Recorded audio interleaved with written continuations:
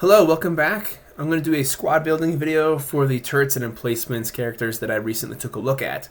So let's jump into this first one. It's a 200 point squad, which I don't usually do, but to fit everything in, I had to do it. So what we got going on here is we have four E-Web blasters, and the concept of this is going to be kind of wild. So you got Thrawn to do switching, and he's also giving Opportunist out, which is going to be very helpful. You have General Veers to be able to give accurate shot, because that's going to also be very helpful. So you're going to give accurate shot and Opportunist to the E-Web blasters. You'll give higher defense with the advantageous cover, Stormtrooper Commander, and the Snowtrooper Commander. So the Snowtrooper Commander is going to give these things +4 attack. I'm not as worried about the Squad Assault, but the +4 attack is going to be helpful. And then also the Stormtrooper Commander is going to give these things the ability to do more damage. So this is, just bear with me, this is kind of how it's going to go. You're going to basically have these things in inventory. You're going to send to the Scout Trooper on Speeder Bike. It can fly out there. You use Accelerate and Flight. Park it into its position that you want. And this will also get to benefit from having better defense. It'll survive just fine. And then switch with Thrawn. And the Thrawn, you can then deploy one of these Snowtrooper with E-Web blasters. You're going to have a defense buff. You'll be able to stay alive a little bit longer. And the reason you have these is you're going to go on these attack runs, 4 times. So you fly the Scout Trooper out there, you swap, and then even ideally if you go adjacent to an enemy and then swap, the cool thing about this is you can do it in such a way where you can just kind of touch activate everyone you don't want to use, fly out there, and then you have a character, before you kind of go, you're going to get the Stormtrooper Commander, and per its commander effect, you can kind of load up that 10 damage. So they'll do an extra, basically an extra amount of damage, which is kind of fun. So it's like this follower gets +10 damage at the end of this next character's turn. So you can kind of load up that 10 damage, and then if you play it right, and you kind of do this at the end of your turn, you'll get you to use Opportunist. So the fun part is you're going to get a Stormtrooper with E-Web Blaster. You'll fly out that speeder, switch it up, and then you got someone that can do double attack and potentially 12 attack, 50 damage, and just do like 2 quick, 100 damage, just like that, really quick. And you could even shoot whoever you want to. So it was kind of fun. It's hard to make the E-Web blaster like really any good, but I thought this would be a really, really fun way to try to pull it off, where you just kind of like go on these attack runs and just kind of drop off this turret that just can do some insane damage. So it's kind of fun, kind of gimmicky, wild, and weird, but I hope you guys enjoyed that squad. Let's do this next one. So I tried to make the Golden Arms a little bit more interesting. This is going to be a very defensive-oriented squad, so you got to really just kind of hunker down, hope the enemy, try to bait the enemy to let them come to you. So what you're going to do is you're going to have Bloo, who's going to be a big support, and then you have 2 Golden Arms batteries that will kind of act as those defensive anchors.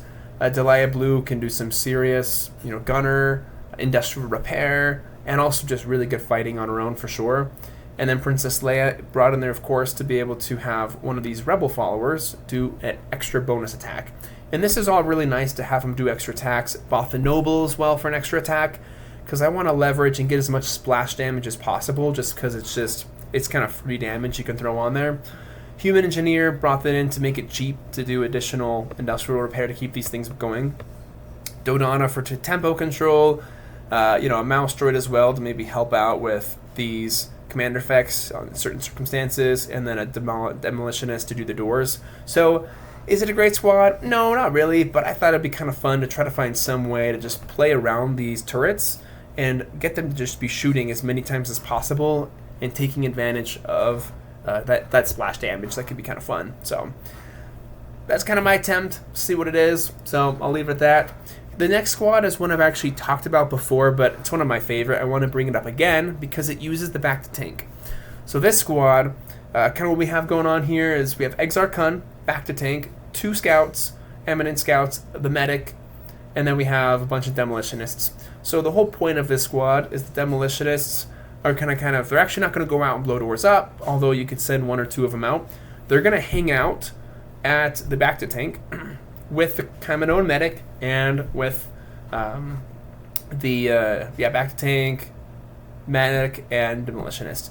And the whole point of this is you're going to have the eminent scout Use wheel form and wall climber. Fantastic mobility. Just kind of fly out into the enemy. Just go right over to the enemy. Kind of deploy where you want to, really tactically.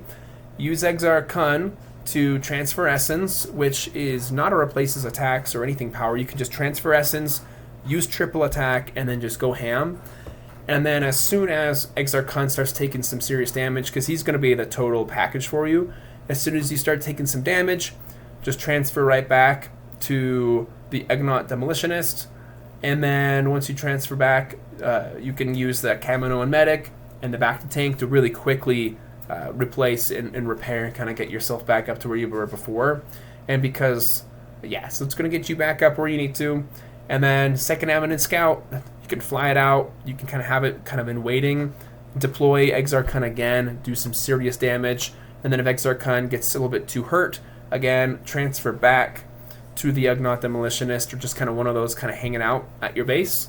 And then you'll be able to kind of go back and heal again. So basically the whole point is you have essentially 3 attack runs, or two or three attack runs of Exar Kun just kind of appearing, going crazy, going back, coming back and appearing.